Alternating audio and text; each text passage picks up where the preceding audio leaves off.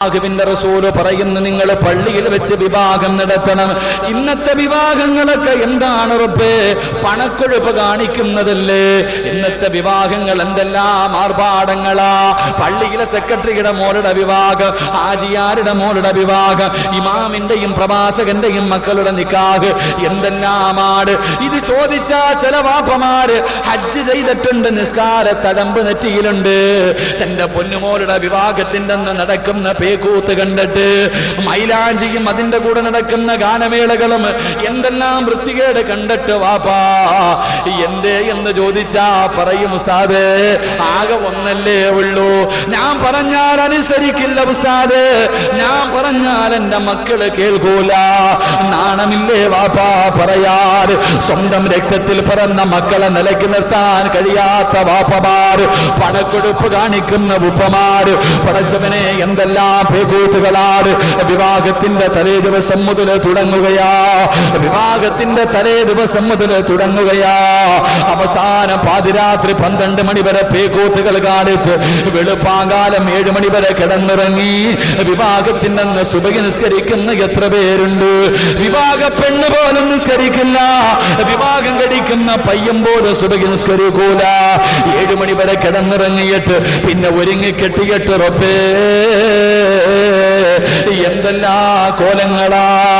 അല്ലാഹുവേ പടച്ചവനെ, വിവാഹം കഴിഞ്ഞു, വിവാഹം കഴിഞ്ഞു, പിന്നെ എഴുന്നള്ളത്തിന് അമ്പലത്തിൽ നിന്ന് ആന വരുന്നത് പോലെ റബ്ബേ പെണ്ണിനെയും പയ്യനെയും വെച്ചിട്ട് ഘോഷയാത്രയാണ്. JCBയുടെ മുകളിൽ കൊണ്ടുപോകുന്നവരുണ്ട്, ടിപ്പർ ലോറിക്കകത്ത് കൊണ്ടുപോകുന്നവരുണ്ട്, സൈക്കിളിൽ കയറിയിട്ട് ചെണ്ടയടിച്ചുകൊണ്ട് റോഡിലൂടെ കൊണ്ടുപോകുന്നവരുണ്ട്. അല്ലാഹുവേ പടച്ചവനെ, ഇതെല്ലാം കഴിഞ്ഞിട്ട് അവസാനം എല്ലാ ചടങ്ങും കഴിഞ്ഞു. പാതിരാത്രി 10 മണിക്ക് പുതുമണവാളനും മണവാട്ടിയും മണിയറയിലേക്ക് കയറുമ്പോ ആ സമയത്ത് പോലും പോയിട്ട് പടക്കം പൊട്ടിക്കുന്ന ചെറുപ്പക്കാര്, ആ സമയത്ത് പോലും അവിടെ പോയിട്ട് എന്തെല്ലാം വൃത്തികേടുകൾ കാണിക്കുന്നവർ. എന്റെ ചെറുപ്പക്കാരാ, ഇല്ലടാ, ഒരിക്കലും നിനക്ക് നല്ല മക്കള് ജനിക്കൂലടാ. എന്റെ പെങ്ങളോട് പറയുന്നു, മോളെ, ഇതുപോലെയുള്ള വൃത്തികേടുകൾ നിന്റെ വിവാഹത്തിന്റെ ദിവസമുണ്ടോ? നിന്റെ മയത്തിൽ നല്ല മക്കള് ജനിക്കൂല. എന്നാൽ ഒരു യഥാർത്ഥ പെണ്ണെങ്ങനെന്നറിയോ? ദീനുള്ള പെണ്ണിനെ കെട്ടിയാൽ, എന്റെ പ്രിയമുള്ളവരെ, മഹാനായ നബി മുഹമ്മദ് മുസ്തഫ സല്ലല്ലാഹു അലൈഹി വസല്ലമ തങ്ങളു തന്റെ പ്രിയപ്പെട്ട പൊന്നുമോള് ഫാത്തിമ ബീബി റളിയല്ലാഹു തആല വിവാഹം കഴിഞ്ഞു. സ്വർഗത്തിന്റെ റാണിയാണല്ലോ, വിവാഹം കഴിഞ്ഞു. അലിയാര് തങ്ങളും ഫാത്തിമയും മണിയറയിലേക്ക് കിടക്കുകയാ. അലിയാര് തങ്ങളും ഫാത്തിമ ബീബി റളിയല്ലാഹു തആല രണ്ടുപേരും മണിയറക്കകത്തേക്ക് കടന്നു പോകുമ്പോ വീടിനകത്ത് കത്തിച്ചു വെച്ചിരിക്കുന്ന വിളക്കുണ്ടല്ലോ, അലിയാര് തങ്ങള് വിളക്കണയ്ക്കുകയാണ്. ഫാത്തിമ മണിയറക്കകത്തേക്ക് കടന്നപ്പോ കത്തിച്ചു വെച്ചിരിക്കുന്ന വിളക്കണയ്ക്കുകയാ. അല്പം സമയം കഴിഞ്ഞു. വസമിഅനാ സൗതൻ ഹനീനാ, ഒരു തേങ്ങിക്കരച്ചൽ കേൾക്കുകയാ. മണിയറക്കകത്തൊരു കരച്ചൽ കേൾക്കുകയാ. അല്ലാഹുവേ, അലിയാര് തങ്ങള് ഓടിച്ചെന്ന് നോക്കുമ്പോ കരയുന്നത് ഫാത്തിമയാ. അലിയാര് തങ്ങള് ചോദിച്ചു, ഫാത്തിമ, എന്നെ ഇഷ്ടമായില്ലേ ഫാത്തിമ? ഈ പണമില്ലാത്തവന്, ഈ സൗന്ദര്യമില്ലാത്ത എന്നെ നിനക്ക് ഇഷ്ടപ്പെട്ടില്ലേ ഫാത്തിമ? എന്തിനാ നീ കരയുന്നതെന്ന് ചോദിക്കുമ്പോ ഫാത്തിമ ബീബി റളിയല്ലാഹു തആല അലിയാര് തങ്ങളുടെ വാപുത്തി പിടിച്ചിട്ട് അവിടെന്ന് പറഞ്ഞു, അലിയേ, എനിക്ക് നിങ്ങളെ വല്ലാത്ത ഇഷ്ടമാ, എനിക്ക് നിങ്ങളെ വല്ലാത്ത ഇഷ്ടമാ. പിന്നെ എന്തിനാ ഫാത്തിമ കരഞ്ഞത്? അലിയേ, ഇന്ന് നമ്മുടെ മണിയറയല്ലേ, ഇന്ന് ജീവിതം തുടങ്ങുകയല്ലേ, നമ്മൾ രണ്ടുപേരും തമ്മിലുള്ള ജീവിതം തുടങ്ങുകയാ. ഇന്ന് നമ്മുടെ ആദിരാത്രിയാ. ഈ മണിയറക്കകത്തേക്ക് ഞാൻ കടന്നു വന്നപ്പോ നിങ്ങൾ കത്തിച്ചു വെച്ചിരിക്കുന്ന വിളക്കങ്ങ് പെട്ടെന്നണച്ചപ്പോ എനിക്ക് ഓർമ്മ വന്നത് എന്തെന്നറിയുവോ? അലിയേ, നമ്മൾ രണ്ടുപേരും പിരിയുന്ന ദിവസമാ. ജീവിതത്തിന്റെ ഒന്നാമത്തെ രാത്രി പ്രിയപ്പെട്ട ഭർത്താവിനോട് പറഞ്ഞു കൊടുക്കുകയാ, എനിക്ക് ഓർമ്മ വന്നത് നമ്മൾ രണ്ടുപേരും പിരിയുന്ന ദിവസമാ. ഒരാള് വീടിനകത്തും ഒരാള് 6 അടി മണ്ണിനകത്തും കിടക്കുന്ന ദിവസമാ. അലിയേ, ഈ വീടിനകത്ത് ഇത്ര ഇരുളാണെങ്കിൽ ഖബറിനകത്ത് എത്ര ഇരുളാലിയേ. എനിക്ക് ഖബറിനെ കുറിച്ച് ഓർമ്മ വന്നലിയേ. ചിരിക്കുന്ന മുഖത്തോടെ മണിയറയിലേക്ക് കയറി വന്ന ഭർത്താവിന്റെ കണ്ണ് നിറഞ്ഞു പോവുകയാണ്. പുതുമണവാട്ട് കയ്യിൽ പിടിച്ചിട്ട് അവിടെ നിന്ന് പറഞ്ഞു, അലിയേ, മണ്ണറ മണിയറയാക്കാമലിയേ. ഇന്നത്തെ ആദ്യ രാത്രി 6 അടി മണ്ണിനകത്ത് 1ാമത്തെ രാത്രി ഉണ്ടല്ലോ, അതാ അലിയേ മണിയറയാകേണ്ടത്. അവിടെയാണ് രക്ഷപ്പെടേണ്ടത്. അൽ ഖബ്റു അവ്വലു മൻസിലിൻ മിൻ മനാസിലിൽ ആഖിറ. രക്ഷപ്പെടേണ്ടത് അവിടെ അലിയേ. അതുകൊണ്ട് ഇന്ന് രാത്രി നമുക്ക് നമസ്കരിക്കാം.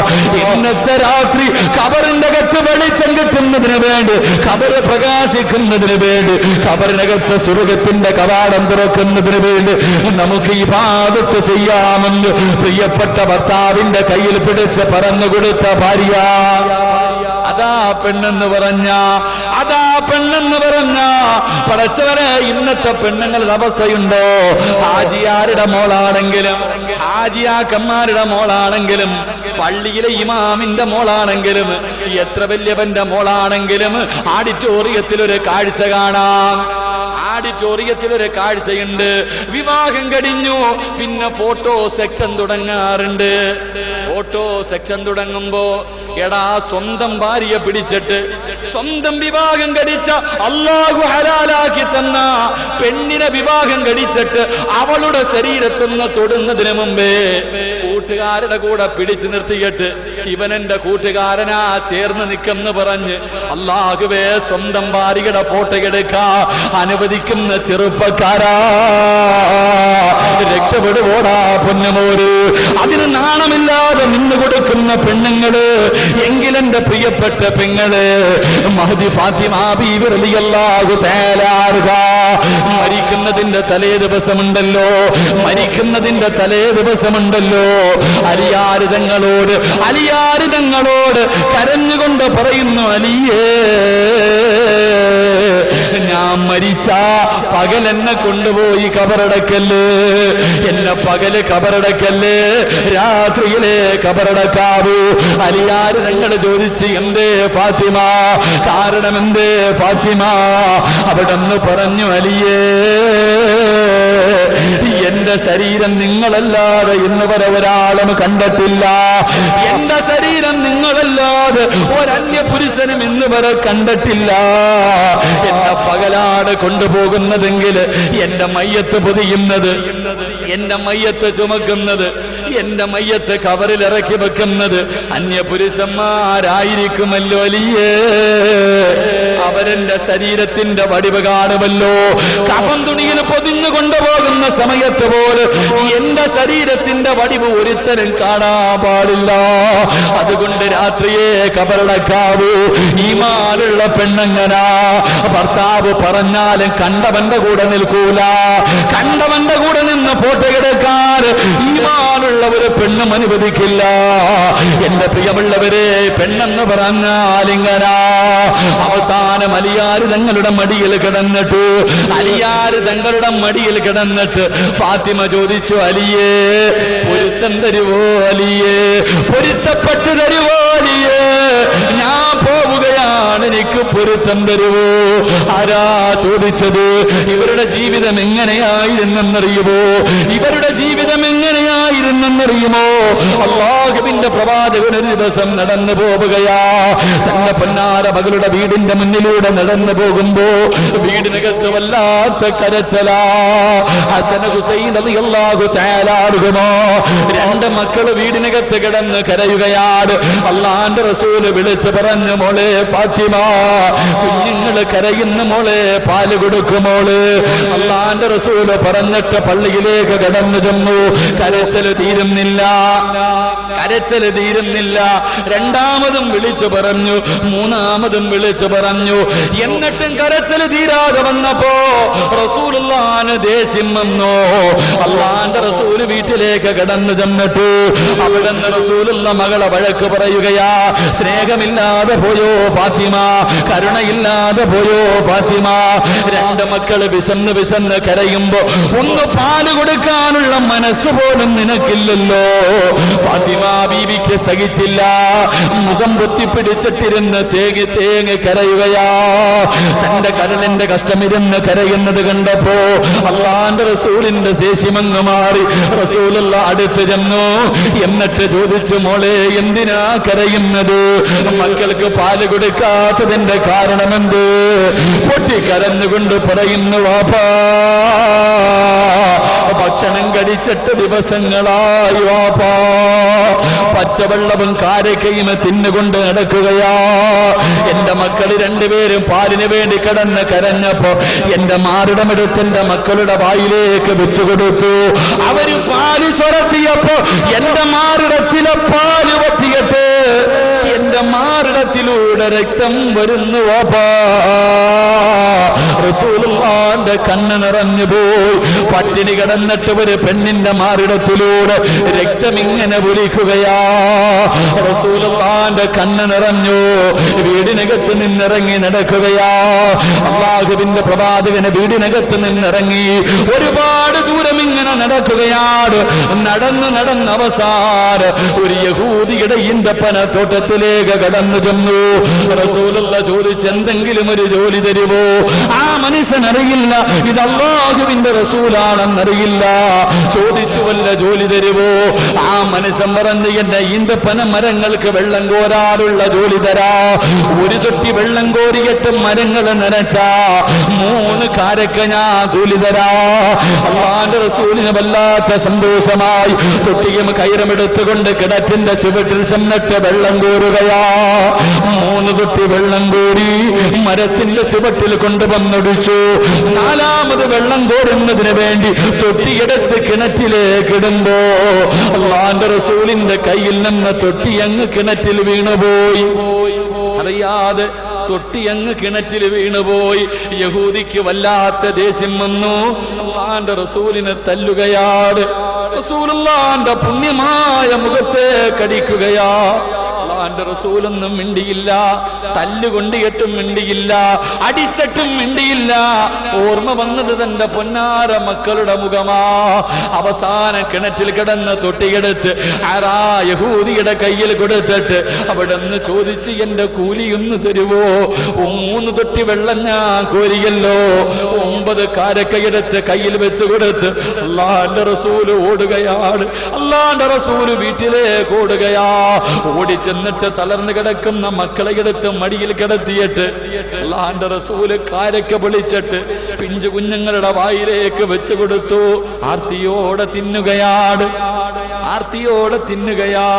എന്റെ പ്രിയമുള്ളവരെ, വയറ് നിറച്ച ഭക്ഷണമല്ല.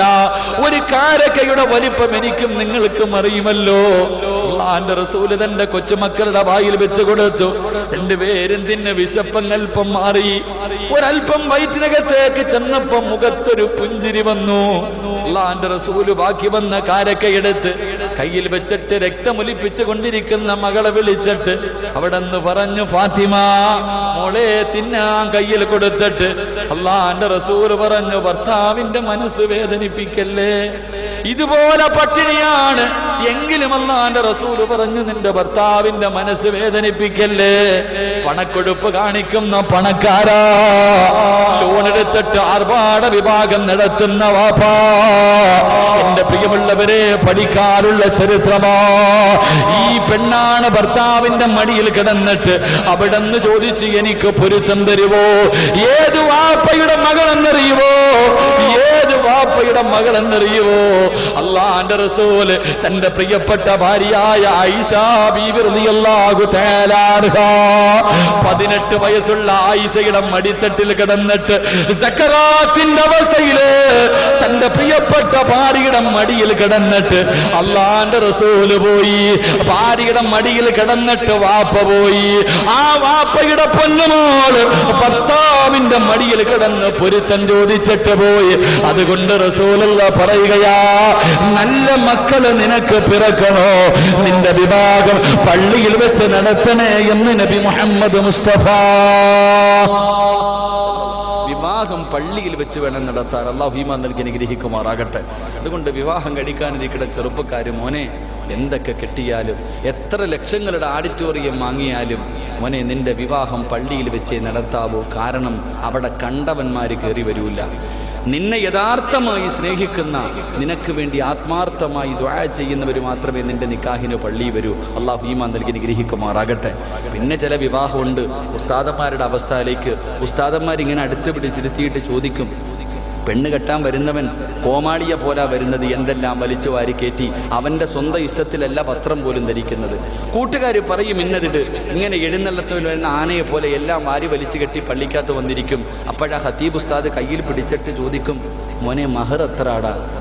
വാപ്പ മഹർ എത്ര? പെണ്ണ് കെട്ടുന്ന പയ്യനോട് പള്ളിയിലെ ഖതീബ് അല്ലെങ്കിൽ സെക്രട്ടറി ചോദിക്കും, രജിസ്റ്ററിൽ എഴുതാനാടാ മഹർ എത്ര? ഉടനെ വാപ്പാനോട് ചോദിക്കുക എത്ര? ഇതാ ഇവ പെണ്ണ് കെട്ടാൻ വന്നിരിക്കുന്നവന്റെ അവസ്ഥ.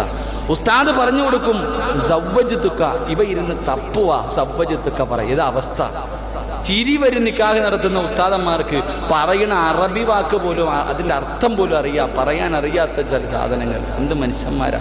എന്നിട്ട് ഉസ്താദ് ദുആ ചെയ്യും അവസാനം, അയ്യുഹൽ അറൂസാൻ ബാറക്കല്ലാഹു ലക്കുമാ വബാറക, അല്ലാഹുവേ ഇവന് നീ അനുഗ്രഹിക്കണേ, നല്ല ജീവിതം കൊടുക്കണേ. അപ്പം ഇങ്ങനെ അളിയനെ കൂട്ടുകാരനെ നോക്കി ചിരിച്ചുകൊണ്ടിരിക്കുക. എടാ പൊട്ടൻ, നിനക്ക് വേണ്ടിയ ദുആ ചെയ്യണേ. ഇതുപോലെ വേറെ ആരെങ്കിലും ദുആ ചെയ്യോ? സ്വന്തം വാപ്പ ദുആ ചെയ്യോ? ഇവന്റെ പുണ്യമായ വിവാഹം അല്ലാഹുവിന്റെ അർശുമായി ബന്ധിപ്പിച്ചിട്ട് പള്ളിയിലെ ഖതീബ് ദുആ ചെയ്യുക, ഇവന്റെ കുടുംബ ജീവിതത്തിൽ ഖൈറും ബറക്കത്തും ചൊരിയണേ. കൈ ഇങ്ങനെ വെച്ചിട്ട് ആമീൻ പിടിക്കാൻ പോലും ഇല്ലാതെ വായി നോക്കി ഇറങ്ങി ആഡിറ്റോറിയത്തിൽ ബിരിയാണി തിന്നാനിരിക്കുന്നവനെ പോലിരിക്കുക. എന്താ സഹോദരങ്ങളെ, ചിന്തിക്ക്. വിവാഹം പള്ളിയിൽ വെച്ച് നടത്ത്, സുന്നത്തായ രീതിയിൽ നടത്ത്. അള്ളാഹു നിനക്ക് നല്ല മക്കളെ തരുമെന്ന് നബിയിനാ റസൂലുള്ളാഹി. ഒരു ഹദീസും കൂടെ ഞാൻ പറഞ്ഞു തരാം. എൻ്റെ പ്രിയമുള്ളവരെ, അള്ളാഹുവിൻ്റെ റസൂല് പറഞ്ഞു, വിവാഹം പരസ്യമായിട്ട് നടത്തണം, രഹസ്യ വിവാഹം പാടില്ല. പരസ്യമായിട്ട് വിവാഹം നടത്തണം, രഹസ്യ വിവാഹത്തിൽ ബറക്കത്തില്ലെന്ന് നബിയിനാ റസൂലുള്ളാഹി. ഈ രഹസ്യ വിവാഹം എന്ന് പറഞ്ഞ രജിസ്റ്റർ വിവാഹം അടിച്ചുകൊണ്ട് പോക്കണ്ടല്ലോ, പച്ച മലയാളത്തിൽ പറഞ്ഞ രഹസ്യ വിവാഹത്തിൽ ബർക്കത്തില്ല എന്നാണ്. ആ രഹസ്യ വിവാഹം എന്ന് പറഞ്ഞാൽ രജിസ്റ്റർ വിവാഹം. വല്ലവന്റെ മോളെ അടിച്ചിറക്കിക്കൊണ്ട് വന്നിട്ട് ചങ്കൂറ്റൻ നെഞ്ചു വിരിച്ചെന്ന് പറഞ്ഞ് വിളിച്ചിറക്കിക്കൊണ്ട് വരുന്നത് അത് നല്ല സ്വഭാവമല്ല. പിന്നീട് വാപ്പയെ പോലെ ഇരുന്ന് കരയേണ്ടി വരും. അള്ളാഹു നമുക്ക് ഈമാൻ നൽകി അനുഗ്രഹിക്കുമാറാകട്ടെ. അതുകൊണ്ട് നല്ല മക്കളെ കിട്ടണമെങ്കിൽ ഒന്ന് ദീനുള്ള പെണ്ണിനെ കെട്ട്, അള്ളാഹുവിൻ്റെ റസൂല് പറഞ്ഞു, മോനെ പള്ളിയിൽ വെച്ച് വിവാഹം നടത്തണേ എന്ന് നബിയിനാ റസൂലുള്ളാഹി സ്വല്ലല്ലാഹു അലൈഹി വസല്ലം. സമയം എന്തായപ്പാ? തീരാറായി, 11:15. ഞാൻ പറഞ്ഞ സമയമായി. ബക്കറ്റ് എടുത്തു കഴിഞ്ഞു. എന്താപ്പാ 11:15 നിർത്താമെന്ന് ഞാൻ പറഞ്ഞു. വാക്ക് പറഞ്ഞ പാലിക്കണം. വാക്ക് പാലിക്കാത്തവൻ സ്വർഗത്തിൽ പോകില്ല എന്നാ. ഒരൊറ്റ വാക്ക് പാലിക്കാത്തതിൻ്റെ പേരിൽ ആദന്റെ പേര് രണ്ടുപേരും കയറി ഇവിടുന്ന് വയല് കേൾക്ക്. ബക്കറ്റൊക്കെ പിന്നെ ഈ ഇരിക്കുന്നവർ ഇരുന്നിട്ട് ഇരുന്ന് പിന്നെ ബക്കറ്റൊക്കെ വയല് കേട്ടോ. അവിടെ ഇരുന്ന് ഇരിക്കണവർ ഈ ബക്കറ്റും കൊണ്ട് അങ്ങോട്ട് പോകണം, ഇറങ്ങി ഓടണം. എന്തിനാ? അവരൊക്കെ ഇരിക്കട്ടെ ഇൻഷാ അല്ലാഹ്. എന്ത് ചെയ്യാനാ? 11:15. എന്ത് വേണം? കല്യാണമല്ലേ കഴിഞ്ഞുള്ളൂ. മണിയറയിലൊന്ന് കയറിയിട്ട് പൊക്കൂടെ? അങ്ങോട്ട് കയറ്റിയിട്ട് ഞാനങ്ങ് പോയേക്കാം ഇൻഷാ അല്ലാഹ്. ഇത്തിരി നേരം കൂടി ഇരിക്കൂലേ? എന്താ മനുഷ്യന്മാർ ഇരുന്നൂടെ? ആ വാക്യം കൂടെ പറയണമെന്ന് ആഗ്രഹമുള്ളവരും കൈപൊക്കിക്ക്. അല്ലാഹ്, പിരിവെല്ലാം വേണോ? പൈസ വല്ലതും വേണം? പിരിക്കുവാണെങ്കിൽ ഇവിടെ പിരിക്കണം. അല്ലാഹു ബർക്കത്ത് ചെയ്യുമാറാകട്ടെ. ഞാൻ നിർത്തിയേക്കാം ഇൻഷാ അല്ലാഹ്. ഒരു അരമണിക്കൂറും കൂടെ. എൻ്റെ പ്രിയമുള്ള സഹോദരങ്ങളെ, ഭാര്യയും ഭർത്താവും വിവാഹം കഴിഞ്ഞു മണിയറയിൽ കയറി. രണ്ടുപേരും ഇങ്ങനെ ഇരിക്കുക. അപ്പോഴാണ് മനസ്സ് തുറക്കാൻ തുടങ്ങുന്നത്. രണ്ടുപേരും കൂടെ മണിയറയ്ക്കകത്ത് കയറി ഇരുന്നിട്ട് ആദ്യം ചർച്ച ചെയ്യണത് എത്ര മക്കൾ വേണമെന്നാണ്. എത്ര വിവാഹം മണിയറയ്ക്കകത്ത് കയറിയിരുന്നിട്ട് മക്കളെ കുറിച്ച് ചർച്ച ചെയ്യുന്നവരാ. 2 എണ്ണം വേണം, ഒന്നിനെ MA കാരനാക്കണം, ഒന്നിനെ MBBS കാരനാക്കണം, ചർച്ചയാണ്. എൻ്റെ പ്രിയമുള്ള സഹോദരങ്ങളെ, 3 സാലിഹായ മക്കളെ കിട്ടണമെങ്കിൽ, നല്ല മക്കളെ കിട്ടണമെങ്കിൽ അല്ലാഹുവിന്റെ പരിശുദ്ധമായ ഖുർആൻ പറയുകയാ. എന്റെ പ്രിയമുള്ളവരെ, നല്ല മക്കളെ കിട്ടണമെന്ന് ആഗ്രഹമുള്ള വാപ്പമാര്, നല്ല മക്കളെ കിട്ടണമെന്ന് ആഗ്രഹമുള്ള ഉമ്മമാര്, അള്ളാന്റെ റസൂല് പറയുന്നു, മോനെ ദുആ ചെയ്യണേ, പൊന്നുമോനെ, അല്ലാഹുവിനോട് ആത്മാർത്ഥമായി ദുആ ചെയ്യണേ. ദുആ ചെയ്തിട്ട് മക്കളെ നേടിയെടുക്കണം. ചെറുപ്പക്കാരാ, മഹാനായ യാക്കൂബ് നബി അലൈഹിസ്സലാം, അല്ലാഹുവിന്റെ പരിശുദ്ധമായ ഖുർആൻ പറയുകയാ, സക്കരിയ നബി അലൈഹിസ്സലാം അല്ലാഹുവിനോട് ദുആ ചെയ്യുകയാ. എവിടെ നിന്നാ ദുആ ചെയ്തത്? അതാ മറിയം ബീബി റളിയല്ലാഹു തആല അൻഹാ, ഖാല യാ മറിയം അന്നാ ലകി ഹാദാ, ഖാല ഹുവ മിൻ ഇൻദില്ലാഹ്. അതാ മറിയം ബീബി റളിയല്ലാഹു തആല അൻഹാ പള്ളിയുടെ മിഹ്റാബിനകത്തിരുന്നിട്ട് ആ കാലഘട്ടത്തിൽ ആ നാട്ടിൽ കിട്ടാത്ത പഴങ്ങൾ തിന്നുകൊണ്ടിരിക്കുമ്പോ സക്കരിയ നബി ചോദിച്ചു, മോളെ മറിയമേ, എവിടെ നിന്നാ മറിയമേ? അല്ല തന്നതാണെന്ന് പറയുമ്പോ ആ നല്ല സ്ഥലത്തിരുന്നു കൊണ്ട് സക്കരിയ നബി അല്ലാഹുവോട് പറഞ്ഞു, അല്ലാ,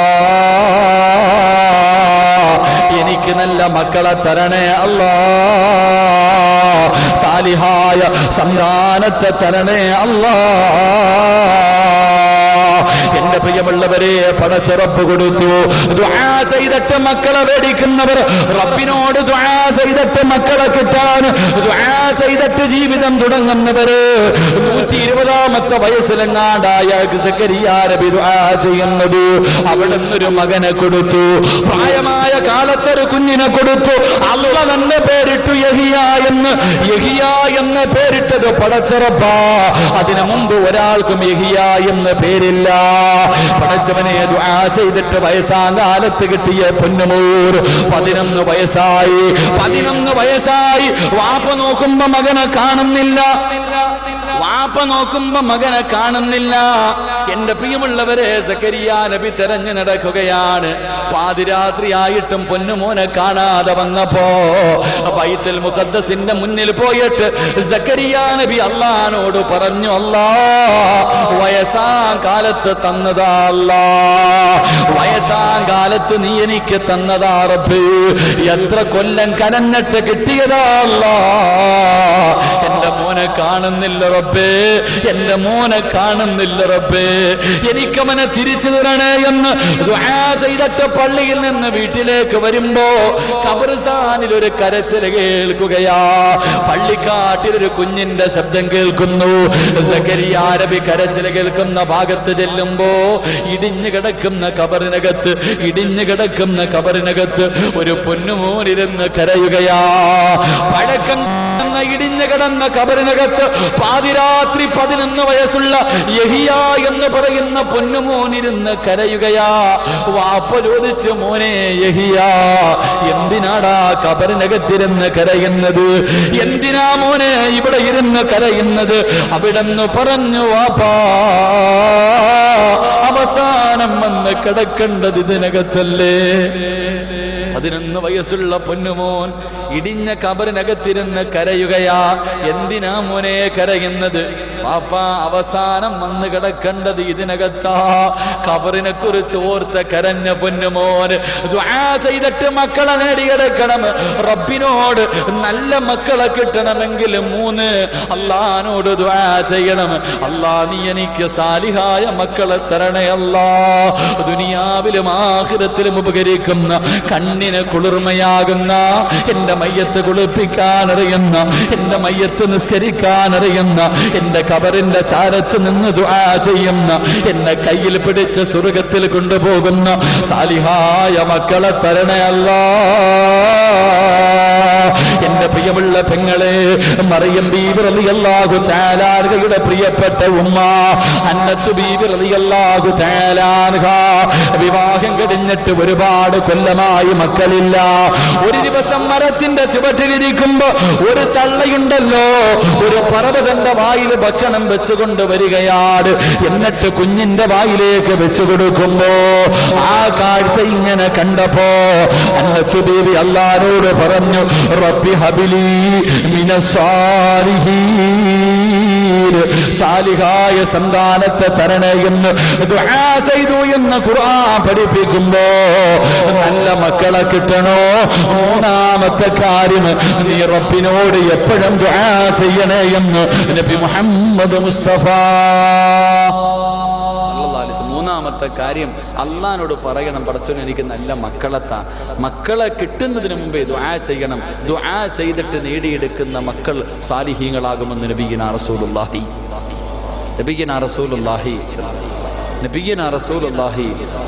എന്റെ പ്രിയമുള്ള സഹോദരങ്ങളെ, ഞാൻ വിശദീകരിക്കുന്നില്ല. മണിയറക്കകത്ത് കടന്നു, ഭാര്യയും ഭർത്താവും ജീവിക്കാൻ തുടങ്ങി. ബന്ധപ്പെടുന്നതിൽ പോലും മസലകളുണ്ട്. ആഗ്രഹത്തോടുകൂടി എൻ്റെ പ്രിയമുള്ള സഹോദരങ്ങളെ, ഭാര്യയും ഭർത്താവും തമ്മിൽ ശാരീരികമായി ബന്ധപ്പെടുമ്പോൾ ഏറ്റവും കുറഞ്ഞത് 3 അദബെങ്കിലും ഉണ്ട്, 3 മര്യാദ. ഒന്ന്, ബിസ്മി പറഞ്ഞിട്ട് തുടങ്ങണം. ഭക്ഷണം കഴിക്കുന്ന സമയത്ത് ബിസ്മി പറഞ്ഞില്ലെങ്കിൽ ശൈത്താനും മക്കളും കൂടെ കയറിയിരുന്ന് തിന്നൂന്ന. ഭക്ഷണം കഴിക്കുമ്പോൾ ബിസ്മി പറഞ്ഞില്ലെങ്കിൽ ശൈത്താനും മക്കളും കൂടെ കയറി ഇരുന്നിട്ട് തിന്നും. ഇതുപോലെ തന്നെ ഹദീസിന്റെ കിതാബിൽ അബൂ ഹുറൈറ റളിയല്ലാഹു തആല അൻഹു റിപ്പോർട്ട് ഹദീസിൽ കാണാം, ബിസ്മി പറയാതെ ശാരീരികമായി ബന്ധപ്പെട്ടാൽ അതിനു മുമ്പേ ശൈത്താൻ സ്കലിക്കുമെന്ന. എൻ്റെ പ്രിയമുള്ളവരെ, ബിസ്മി പറഞ്ഞിട്ട് തുടങ്ങണം. അള്ളാന്റെ റസൂല് പഠിപ്പിച്ച ഒരു ദുആ ഉണ്ട്, ഒരു വരിയേ ഉള്ളൂ, ആ ദുആ നീ പറയണം. 3, ഭാര്യയുടെയും ഭർത്താവിൻ്റെയും ഔറത്ത് പരസ്പരം കാണാൻ പാടില്ലെന്ന് നബിയുനാ റസൂലുള്ളാഹി. ഭാര്യയുടെയും ഭർത്താവിൻ്റെയും ഔറത്തുകൾ ബന്ധപ്പെടുന്ന സമയത്ത് കാണാൻ പാടില്ല. അള്ളാഹു നമുക്ക് ഈമാൻ നൽകി അനുഗ്രഹിക്കുമാറാകട്ടെ.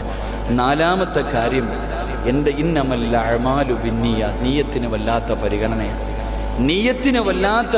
ഭാര്യയും ഭർത്താവും ബന്ധപ്പെടുമ്പോൾ എനിക്കിതിലൂടെ നല്ല മക്കൾ ജനിക്കണമെന്ന ആഗ്രഹത്തോടെ ബന്ധപ്പെടുന്നത്. അല്ലാതെ ഇപ്പോഴെങ്ങും വേണ്ട, 5 കൊല്ലം കഴിഞ്ഞിട്ട് മതി. ഇനി കഷ്ടകാലത്തിനെങ്ങാനും പെണ്ണ് ഗർഭിണിയായിപ്പോയ ഭർത്താവിനോട് പറയും കഴിയിക്കളയാ. അയാൾ പറയും എന്തായാലും കിട്ടിയില്ലേ പറ്റൂല. അവസാനം ഇങ്ങനെ ചുമന്നുകൊണ്ട് നടക്ക. മനസ്സോടെ കിട്ടിയ മക്കൾ നന്നാവൂല. നീയത്ത് നന്നാക്ക്, എങ്കിലേ നല്ല മക്കളെ കിട്ടൂ എന്ന് നബിയുനാ റസൂലുള്ളാഹി.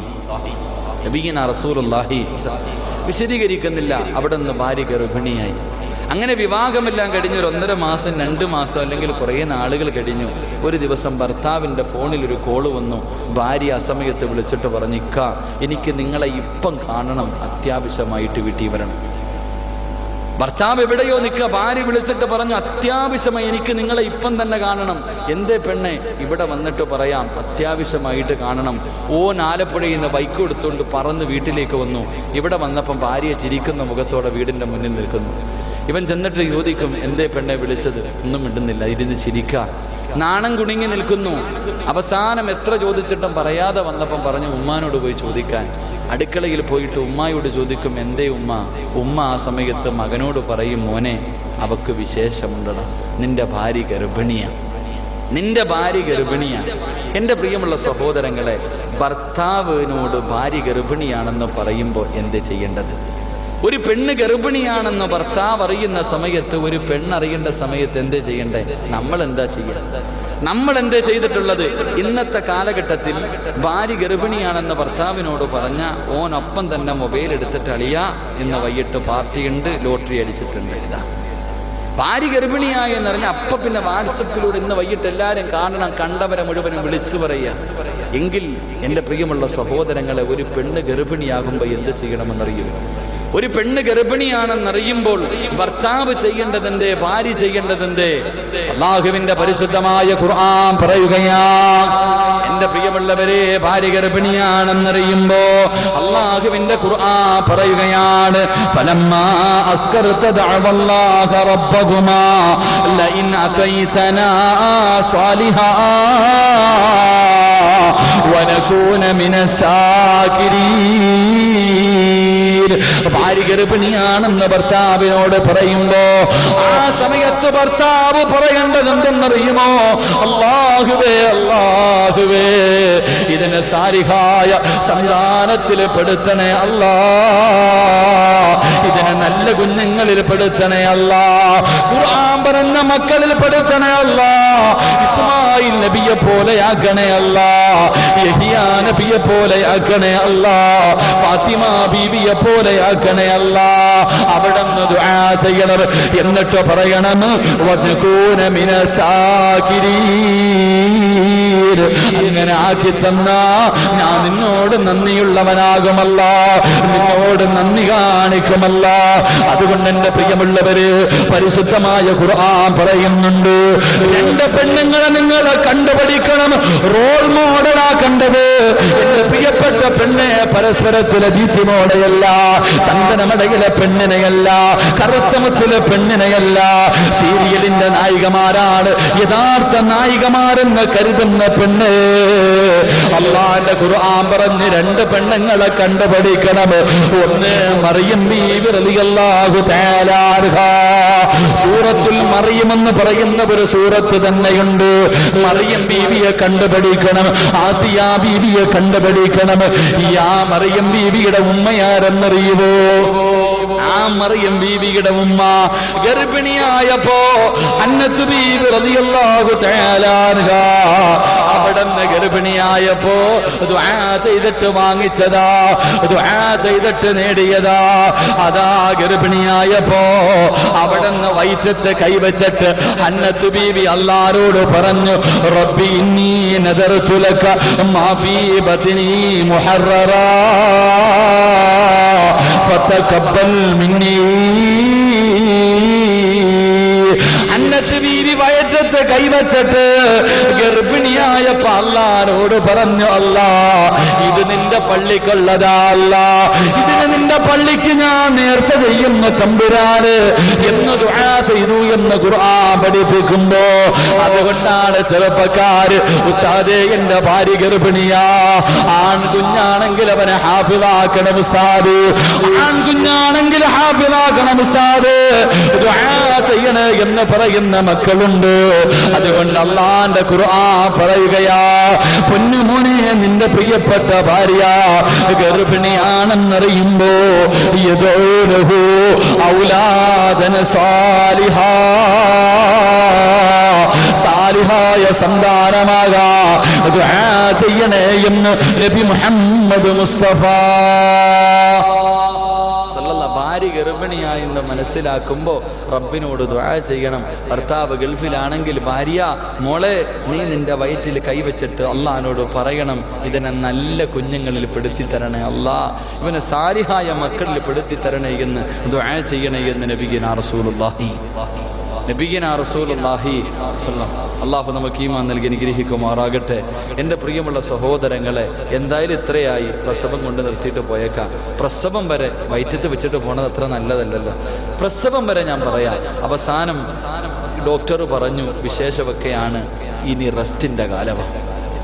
ഭാര്യയോട് പറഞ്ഞു, ഭർത്താവിനോട് പറയും, ഇനി താഴെയും വെക്കരുത്, തലയെ വെച്ചോണം, റെസ്റ്റിൻ്റെ കാലം. അല്ലാഹുവേ പൊക്കിയെടുത്ത് കൊണ്ടുവന്ന് ബെഡ്റൂമിലിട്ടു. പടച്ചവനെ തിന്നാൻ മാത്രം എഴുന്നേക്ക, ബാത്റൂമിൽ പോകാൻ മാത്രം എഴുന്നിട്ട് പിന്നെ നീ അനങ്ങാൻ പാടില്ല. ആദ്യ പ്രസവമാണെങ്കിൽ പോയി, പിന്നെ ആദ്യത്തെ പ്രസവമാണെങ്കിൽ പോയി. പടച്ചറപ്പേ പിന്നെ ഇവൾക്ക് ഇങ്ങനെ റൂമിനകത്തിരിക്കാം. മക്കളെ നന്നാക്കാൻ തുടങ്ങേണ്ടത് എപ്പോഴെന്നറിയോ? പ്രസവിച്ചതിന് ശേഷമല്ല, പ്രസവിച്ചതിന് ശേഷമല്ല. എല്ലാ പെണ്ണുങ്ങളും പഠിച്ചോ, മക്കളെ നന്നാക്കാൻ തുടങ്ങേണ്ടത് പ്രസവിച്ചതിന് ശേഷമല്ല, ഗർഭിണിയായിരിക്കുന്ന സമയത്താണെന്ന് നബിയുനാ റസൂലുള്ളാഹി. ഒരു പെണ്ണ് ഗർഭിണിയായിരിക്കുമ്പോൾ അവൾ ഏറ്റവും കൂടുതൽ ചെയ്യുന്ന കാര്യം നിന്റെ കുഞ്ഞിനുണ്ടായിരിക്കും. ഏറ്റവും കൂടുതൽ നീ മൊബൈലിലാ കളിച്ചിട്ടുള്ളതെങ്കിൽ 1 വയസ്സായ വാപ്പാടെ പോക്കറ്റിൽ നിന്ന് മൊബൈൽ പൊക്കിയിരിക്കും. പെണ്ണ് ഗർഭിണിയായിരിക്കുന്ന സമയത്ത് വാട്സപ്പും ഫേസ്ബുക്കുമാണ് ഉപയോഗിച്ചിട്ടുണ്ടെങ്കിൽ ഉറപ്പായിട്ടും മൊബൈൽ കാണിച്ചു കൊടുക്കണ്ട, നിന്റെ മക്കൾ എടുത്തിരിക്കും. ഏറ്റവും കൂടുതൽ TV ആണ് കണ്ടിട്ടുള്ളതെങ്കിൽ കൊച്ചു TVയുടെ ഫ്രണ്ടിൽ നിന്ന് എഴുന്നേക്കത്തില്ല. അല്ലാഹു ഈമാൻ നൽകി അനുഗ്രഹിക്കുമാറാകട്ടെ. അല്ലാഹു ഈമാൻ നൽകി അനുഗ്രഹിക്കുമാറാകട്ടെ. എന്ത് വിശ്വസിക്കാൻ മടിയോ? വിശ്വസിക്കാൻ മടിയോ? ഞാൻ ചോദിക്കട്ടെ, കുഞ്ഞുങ്ങൾ കരഞ്ഞു, പ്രസവിച്ചു, ഒരു കുഞ്ഞ് കരയുമ്പോൾ കയ്യിലെടുത്ത് വെച്ചിട്ട് ഇങ്ങനെ ആട്ടാറുണ്ട്. ഇങ്ങനെ കയ്യിൽ വെച്ച് ഇങ്ങനെ ആക്കും. എന്തിന്? ഏത് കുഞ്ഞിനെയും കയ്യിലെടുത്ത് വെച്ചിട്ട് ഇങ്ങനെ ആക്കുമ്പോൾ കരച്ചിൽ നിൽക്കും, ഉറങ്ങും. കയ്യിൽ വെച്ചിട്ട് ആട്ടുമ്പോൾ കുഞ്ഞിന്റെ കരച്ചിൽ നിൽക്കും, ഉറങ്ങും. ഇങ്ങനെ ആക്കിയാൽ ഉറക്കം വരും, കരച്ചിൽ നിർത്തുമെന്ന് കുഞ്ഞിനെ ആരാ പഠിപ്പിച്ചു കൊടുത്തേ? ആരെങ്കിലും ഉസ്താദ് പള്ളിയിൽ നിന്ന് പഠിപ്പിച്ചു കൊടുത്തോ? അല്ലെങ്കിൽ ഉമ്മ പഠിപ്പിച്ചു കൊടുത്തോ? അല്ലെങ്കിൽ എവിടെന്നെങ്കിലും കണ്ടുപിടിച്ചതോ? എൻ്റെ പ്രിയമുള്ള സഹോദരങ്ങളെ, കുഞ്ഞിന് ഈ അറിവ് കിട്ടിയത് എവിടെ നിന്നറിയോ? ഉമ്മാടെ വയറ്റിൽ കിടന്ന് ഗർഭിണിയായി ആശുപത്രി പോയപ്പോൾ ഡോക്ടർ പറയും വെള്ളം കുറവാ കുടിച്ചോളാൻ. വെള്ളം കുറവാ. എൻ്റെ പ്രിയമുള്ള സഹോദരങ്ങളെ, വെള്ളത്തിനകത്ത് ഈ കടലിൽ കിടന്നിട്ട് അല്ലെങ്കിൽ കായലിൽ കിടന്നിട്ട് വള്ളം ആടത്തില്ല, വെള്ളത്തിൻ്റെ മുകളിൽ കിടന്ന് ആടുന്നത് പോലെ ഉമ്മാടെ വയറ്റിനകത്ത് കിടക്കുന്ന വെള്ളത്തിൽ കിടന്ന് ഈ കുഞ്ഞിങ്ങനെ ആടി പഠിച്ചിട്ടുണ്ട്. അതുകൊണ്ടാ കൈകൊണ്ട് ഇങ്ങനെ ആട്ടുമ്പോൾ നമ്മുടെ കുഞ്ഞുറങ്ങുന്നത്. അള്ളാഹു ഈമാൻ നൽകി അനുഗ്രഹിക്കുമാറാകട്ടെ. ഖുർആൻ പറഞ്ഞു 41 ദിവസം ഒരു പെണ്ണ് ഗർഭിണിയാണെന്ന് മനസ്സിലാകുന്നത് ഒരു മെൻസസ് കഴിഞ്ഞ് അടുത്ത മെൻസസ് ഉണ്ടാകാതിരിക്കുമ്പോഴാണ്. ആ സമയത്ത് ഖുർആൻ പറഞ്ഞു ഇന്നാ ഖലഖനൽ ഇൻസാന മിൻ നുത്ഫത്തിൻ അംശാജിൻ നബ്തലി ഫജഅൽനാഹു സമീഅൻ ബസീറ. അല്ലാഹു കാണാനും കേൾക്കാനുമുള്ള കഴിവ് ആ മാംസ കഷണത്തിന് കൊടുക്കുമെന്ന് നബി മുഹമ്മദ് മുസ്തഫ. വയറ്റിനകത്ത് കിടക്കുമ്പോഴേ കുഞ്ഞിതൊക്കെ പഠിക്കുന്നുണ്ട്.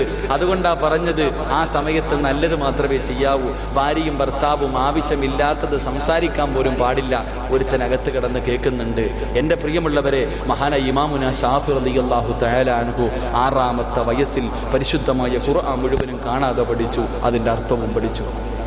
6 വയസ്സായപ്പോ പരിശുദ്ധമായ ഖുർആൻ മുഴുവനും പഠിച്ചു, അതിൻ്റെ അർത്ഥവും പഠിച്ചു. എങ്ങനെ പഠിച്ചു? ഗർഭിണിയായിരുന്ന സമയത്ത് ഉമ്മ ഖുർആൻ ഓതുന്നത് കേട്ട് വളർന്ന മകനാ ഇമാമുന ഷാഫി റളിയല്ലാഹു തആല അൻഹു. അല്ലാഹു ഈമാൻ നൽകി അനുഗ്രഹിക്കുമാറാകട്ടെ.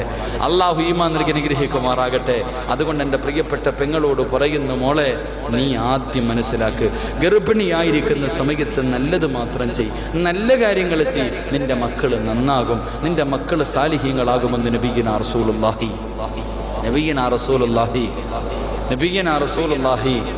എൻ്റെ പ്രിയമുള്ള സഹോദരങ്ങളെ, ഭാര്യ ഗർഭിണിയായി, പ്രസവം കഴിഞ്ഞു. ഞാൻ വിശദീകരിക്കുന്നില്ല, പെട്ടെന്ന് ഞാൻ പറയാം. പ്രസവം കഴിഞ്ഞു. പ്രസവിച്ച് കഴിഞ്ഞാൽ ഒരു കുഞ്ഞിൻ്റെ ചെവിയിൽ ബാങ്ക് കൊടുക്കണം, ഇഖാമത്ത് കൊടുക്കണം, സൂറത്തുൽ ഇന്നാ അൻസൽന ഓതണം, സൂറത്തുൽ ഇഖ്ലാസ് ഓതണം, ആലിമ്രാനിൻ്റെ 32ാമത്തെ ആയത്ത് ഓതണം. ഇതെല്ലാം നമുക്കറിയുന്ന കാര്യങ്ങളാണ്. ഇതെല്ലാം മോദി അതിനുശേഷം കുഞ്ഞിന് മധുരം കൊടുക്കണം. ആരാ മധുരം കൊടുക്കണ്ടേ?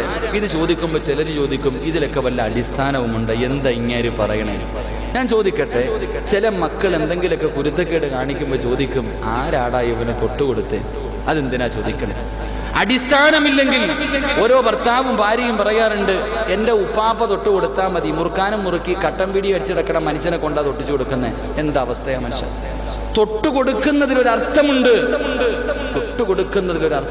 അത് നല്ലവരെ കൊണ്ടേ തൊട്ടുകൊടുക്കാവൂ. കാരണം അനസ് ബിൻ മാലിക് റളിയല്ലാഹു തആല അൻഹു പറയുന്നുണ്ട്, എൻ്റെ സഹോദരനെ പ്രസവിച്ചപ്പോൾ അള്ളാഹുവിൻ്റെ റസൂലിൻ്റെ മുന്നിൽ കൊണ്ടുപോയി പ്രവാചകനാ തൊട്ടുകൊടുത്തത്, അള്ളാന്റെ റസൂലാ തൊട്ടുകൊടുത്തത്.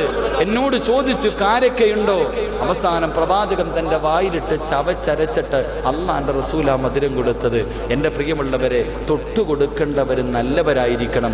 ആ തൊട്ടുകൊടുക്കുന്നവൻ്റെ ആ തൊട്ടുകൊടുക്കുന്ന മനുഷ്യന്റെ ജീവിതത്തിലെ ചില കാര്യങ്ങൾ ആ കുഞ്ഞിനെ സ്വാധീനിക്കുമെന്ന് നബിയുനാ റസൂലുള്ളാഹി.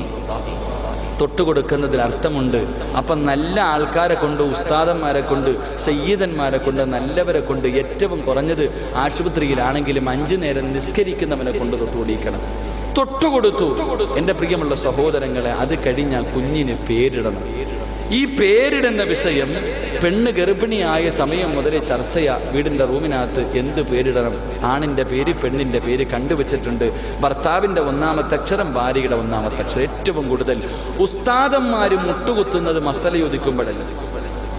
ഉസ്താദന്മാർ ഉത്തരവില്ലാതെ മുട്ടുകുത്തി പോകുന്നത് മസല ചോദിക്കുമ്പോഴല്ല. എൻ്റെ ഒരു ഊഹം ശരിയാണെങ്കിൽ പാകിസ്ഥാനോട് ചോദിച്ചാൽ അറിയാം, പേരിൻ്റെ അർത്ഥം ചോദിക്കുമ്പോഴാണ് പെട്ടുപോകുന്നത്. കാരണം ഒരു കിതാബിലും കാണൂല, ഒരു ഡിക്ഷണറിക്കകത്തും കാണൂല.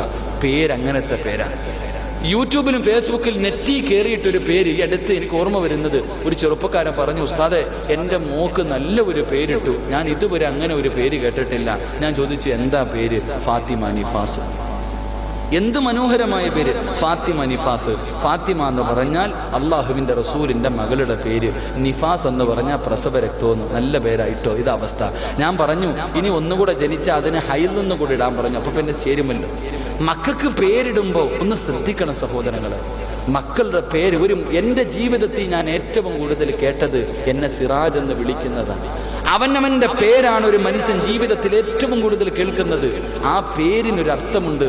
അള്ളാഹുവിൻ്റെ റസൂല് പറഞ്ഞു, അഹബ്ബുൽ അസ്മാഇ ഇലല്ലാഹ്, അള്ളാഹുവിന് ഏറ്റവും ഇഷ്ടപ്പെട്ട പേര് മുഹമ്മദ് എന്നല്ല, അള്ളാഹുവിന് ഏറ്റവും ഇഷ്ടപ്പെട്ട പേര് അബ്ദുല്ലാ എന്നാണെന്ന് നബിയ്യനാ റസൂലുള്ളാഹി. അബ്ദുല്ലാ എന്ന് പേരുള്ള ആരെങ്കിലും ഉണ്ടോ ഈ സദസ്സിൽ നിന്ന് കൈവക്കിക്ക്? ആരെങ്കിലും ഒരാൾ? ഒരു കാക്ക ഉണ്ട് എന്തായാലും. അബ്ദുർ റഹ്മാൻ രണ്ടാമത്തെ പേര്, അതുണ്ടാ? അബ്ദുർ റഹ്മാൻ ഉണ്ട് ആരെങ്കിലും? അള്ളാഹിക്ക് ഏറ്റവും ഇഷ്ടപ്പെട്ട പേര് അബ്ദുല്ലാ അബ്ദുർ റഹ്മാൻ ആണെന്ന് നബിയ്യനാ റസൂലുള്ളാഹി. മക്കൾക്ക് പേരിടുമ്പോൾ അവിടെ പഴഞ്ചനോ പുതിയതോ ഒന്നുമില്ല. ഖുർആനിലുണ്ടോ എന്ന് നോക്കണം. ഖുർആനിൽ എവിടെയെങ്കിലും ഏതെങ്കിലും സഹാബിയുടെ പേരെങ്കിലും ആണോ നോക്കണം. അള്ളാഹുവിൻ്റെ ഖുർആൻ പറയുന്നുണ്ട് നല്ല പേരുകൾ. ഗർഭിണികളായ പെണ്ണുങ്ങൾ ഉണ്ടെങ്കിൽ പേര് ഖുർആൻ പറയുന്നു. അള്ളാഹുവിൻ്റെ ഖുർആൻ പറയുന്നു, ഇന്നാ അർസൽനാക ഷാഹിദൻ വമുബശ്ശിറൻ വനദീറാ വദാഇയൻ ഇലല്ലാഹി ബിഇദ്നിഹി വസിറാജൻ മുനീറാ. എത്ര പേരെന്നറിയോ ഖുർആൻ പറയുന്നു? മുഹമ്മദ് ഷാഹിദ്. നീ അർത്ഥം പോലും നോക്കണ്ട, ഒരു ഉസ്താദിനോടും ചോദിക്കണ്ട. ഖുർആൻ പറഞ്ഞ പേര് മുഹമ്മദ് ഷാഹിദ്, മുഹമ്മദ് മുബശ്ശിർ, മുഹമ്മദ് നദീർ, മുഹമ്മദ് ദാഇ, സിറാജ്, മുനീർ. ഇത് ഖുർആൻ പറഞ്ഞ പേരാ. എത്ര മനോഹരമായ പേരാ. ഇതൊക്കെ പേരിടണം. അള്ളാഹു നമുക്ക് ഈമാൻ നൽകി അനുഗ്രഹിക്കുമാറാകട്ടെ. മക്കൾക്ക് പേരിടണം. എവിടെ വെച്ചിടണം? എവിടെ വെച്ചിടണം? എൻ്റെ പ്രിയമുള്ള സഹോദരങ്ങളെ, മക്കൾക്ക് പേരിടേണ്ടത് പള്ളിയിൽ വെച്ചാണെന്ന ഹദീസ് പഠിപ്പിക്കുന്നത്. അള്ളാഹു ഈമാൻ നൽകി അനുഗ്രഹിക്കുമാറാകട്ടെ. അള്ളാഹു ഈമാൻ നൽകി അനുഗ്രഹിക്കുമാറാകട്ടെ. ഉസ്താദ് തെളിവുണ്ടോ? തെളിവുണ്ട് മനുഷ്യ, തെളിവില്ലാതെ ഞാനൊന്നും പറയില്ല. മക്കൾക്ക് പേരിടേണ്ടത് പള്ളിയിൽ വെച്ചാൽ ചിലർ ചോദിക്കും, ഭ്രാന്ത് കളിയാക്കാറുണ്ട്, പള്ളി കൊണ്ടുപോകാൻ. അള്ളാഹുവിൻ്റെ പ്രവാചകൻ സല്ലല്ലാഹു അലൈഹി വസല്ലമ തങ്ങളെ കഅബാലയത്തിൻ്റെ മുറ്റത്ത് കൊണ്ടുപോയി തവാഫ് ചെയ്തിട്ട് കഅബയുടെ മുന്നിൽ വെച്ചാണ് മുഹമ്മദി എന്ന് പേരിട്ടെന്ന് ചരിത്രത്തിൽ കാണാം. അള്ളാഹു ഈമാൻ നൽകി അനുഗ്രഹിക്കുമാറാകട്ടെ. അള്ളാന്റെ റസൂലിന്റെ പേരിട്ടത് എവിടെ വെച്ചാ? അള്ളാന്റെ റസൂലിനെ കഅബയിൽ കൊണ്ടുപോയി തവാഫ് ചെയ്തു. കഅബയിൽ തവാഫ് ചെയ്തപ്പോൾ മനസ്സിൽ മുഹമ്മദി എന്ന പേര് ഓർത്ത് അറിയിച്ചു കൊടുത്തു. അങ്ങനെ മുഹമ്മദ് എന്ന് കഅബയുടെ മുന്നിൽ വെച്ചാ പേരിട്ടത്. അപ്പൊ പള്ളി കൊണ്ടുപോയാ പേരിടേണ്ടത് എന്ന് മനസ്സിലായി. അള്ളാഹു ഈമാൻ നൽകി അനുഗ്രഹിക്കുമാറാകട്ടെ. 3 മക്കൾക്ക് നല്ല പേരിട്ടുണ്ട്. പേരെന്താന്ന് ചോദിച്ചാൽ പറയും അബ്ദുല്ലാ, അള്ളാഹുവിൻ്റെ അടിമ. മോനെ നിന്റെ പേരെന്താ? ഹസൻ, നന്മയുള്ളവൻ. എല്ലാ മാതാപിതാക്കളും മക്കൾക്ക് നല്ല പേരിട്ടിട്ടുണ്ട്. എന്നാൽ വീട്ടിൽ വിളിക്കണ പേരേതാ? ഹസൻ എന്ന മനോഹരം. ഉമർ ഇബ്നുൽ ഖത്താബ്, അബൂബക്കർ സിദ്ദീഖ്, അലി ഇബ്നു അബീ താലിബ് നല്ല പേരിട്ടിട്ടുണ്ട്. എന്നിട്ട് സ്വന്തം ഉമ്മ മോനെ വിളിക്കും, എടാ കുക്കു, എടാ വാവേ, മുത്തേ, ഇങ്ങനെ പേര് വിളിക്കുന്നത്. നിങ്ങൾ ചിന്തിച്ചു നോക്കിയേ. മക്കൾക്ക് അർത്ഥമുള്ള മനോഹരമായ പേരിട്ട് സ്വന്തം ഉമ്മ സ്വന്തം നാവ് കൊണ്ട് മോനെ വിളിക്കേണ്ടത് അക്കൂ കുക്കൂ എന്നൊക്കെയാ. എന്തേ വാപ്പ അതിനർത്ഥം എന്ന് വരെ നീ ചിന്തിച്ചിട്ടുണ്ടോ? ഏതെങ്കിലും പെണ്ണ് ചിന്തിച്ചിട്ടുണ്ടോ? അള്ളാഹുവെ മനോഹരമായ നല്ല അർത്ഥമുള്ള പേരിട്ടിട്ട് ഒരു കോമാളിയുടെ പേരിട്ട് മക്കളെ വിളിക്കുന്ന വാപ്പയും ഉമ്മയും നിങ്ങളെക്കുറിച്ച് ഓർക്കുമ്പോൾ വിഷമമുണ്ട്. അള്ളാഹു ഈമാൻ നൽകി അനുഗ്രഹിക്കുമാറാകട്ടെ. അള്ളാഹു ഈമാൻ നൽകി അനുഗ്രഹിക്കുമാറാകട്ടെ. അള്ളാഹു ഈമാൻ നൽകി അനുഗ്രഹിക്കുമാറാകട്ടെ. എൻ്റെ പ്രിയമുള്ള സഹോദരങ്ങളെ, മക്കൾ പ്രസവം കഴിഞ്ഞു, പിന്നെ മക്കൾ വളരുകയാണ്. മക്കൾക്ക് നല്ല പേരിട്ടു, അക്കീക്ക അറുത്തു കൊടുത്തു. ഇപ്പൊ ഉളുഹിയുടെ സമയ കഴിവിന്റെ പരമാവധി എല്ലാവരും, ഏത് മനുഷ്യനും ഈ വർഷം ഉളുഹിയ നിർബന്ധമായിട്ടും കൊടുക്കണം. അള്ളാഹു ഈമാൻ നൽകി അനുഗ്രഹിക്കുമാറാകട്ടെ. ഇവിടെ എങ്ങനെ പള്ളി വെച്ചാണ് അറുക്കുന്നത്? പള്ളി വെച്ചാണ് ഉളുഹിയ അറുക്കണേ? അത് വീടുകളിൽ വെച്ചാണ്? പള്ളിയിൽ. ഈ പ്രാവശ്യം എല്ലാവരും ഉളുഹിയ കൊടുക്കണം. കാരണം പേടി എല്ലാവർക്കും. എന്തേ ഉസ്താദെ, അപ്പൊ അടി കിട്ടുവോ, വെട്ടുവോ, കുത്തുവോ, അതൊക്കെയാ പേടി. ഉളുഹിയ അറുക്കാൻ പറ്റുമോ? പോത്തിനെ അറുക്കാൻ പറ്റുമോ? പശുവിനെ അറുക്കാൻ പറ്റുമോ? കാളെ അറുക്കാൻ പറ്റുമോ? മനുഷ്യൻ, നീ ആരെയാ പേടിക്കണേ? നീ ആരെയാ പേടിക്കണേ? നീ മുസ്ലിം അല്ലേ? അള്ളാനെ പേടിക്കുക. എന്തിനാ മനുഷ്യനെ പേടിക്കണേ? ഖുർആനിലെ 114 അധ്യായത്തിലെ ഏറ്റവും ചെറിയ സൂറത്ത് ഇന്നാ അഅതൈനാകൽ കൗസർ ഫസല്ലി ലിറബ്ബിക വൻഹർ ഇന്ന ശാനിയക ഹുവൽ അബ്തർ. പോയിട്ട് വായിച്ചു നോക്കുമ്പോൾ അർത്ഥം എന്താണ്? അല്ലാഹ് പറഞ്ഞു, നിനക്ക് വിശ്വാസമില്ലേ, ഉദ്ഹിയ അറുത്തു കൊടുക്ക്, അള്ളാഹു നിനക്ക് 2 പ്രതിഫലം തരുമെന്നാ പറഞ്ഞേ. അല്ല 2 പ്രതിഫലം നിനക്ക് തരുമെന്നാ പറഞ്ഞേ. ഉദ്ഹിയ അറുക്കുന്ന മനുഷ്യൻ അള്ളാഹുവിന്റെ തൃപ്തിക്ക് വേണ്ടി അറുത്തു കൊടുക്കുന്നവൻ അല്ല 2 പ്രതിഫലം കൊടുക്കും. 1 ഹൗദുൽ കൗസറിലെ വെള്ളം കൊടുക്കും, 2 നിന്റെ ശത്രുവിനെ അള്ളാഹു തകർത്ത് കളയുമെന്ന് അള്ളാഹുവിന്റെ വിശുദ്ധ ഖുർആൻ. അള്ളാഹു ഈമാൻ നൽകി അനുഗ്രഹിക്കുമാറാകട്ടെ. അള്ളാഹു ഈമാൻ നൽകി അനുഗ്രഹിക്കുമാറാകട്ടെ. എന്നായാലും ഒരു ദിവസം മരിക്കും, എന്നായാലും ഒരു ദിവസം മരിക്കും. അതിത്തിരി നേരത്തെയും ഒരു നല്ലതുമാണെങ്കിൽ പിന്നെ രക്ഷപ്പെട്ടിട്ട് എന്തായാലും ഒരു ദിവസം മരിക്കും. മരിക്കൂലേ? മരിക്കുവോ? മരിക്കും. അതിത്തിരി നേരത്തെ ആണെങ്കിൽ അത്രയും കുറച്ച് പറഞ്ഞാൽ പോരെ. ഇപ്പൊ എനിക്ക് 30 വയസ്സായി, ഞാൻ ഇന്ന് മരിച്ച 15 കൊല്ലം ചെയ്തത് പറഞ്ഞാൽ മതി. ഈ മനുഷ്യന് എന്നെക്കാലി എത്ര കൊല്ലം കൂടുതൽ പറയണം? ചിന്തിക്ക് മനുഷ്യ, എന്നെക്കാലി എത്ര കൊല്ലം കൂടുതൽ പറയണം?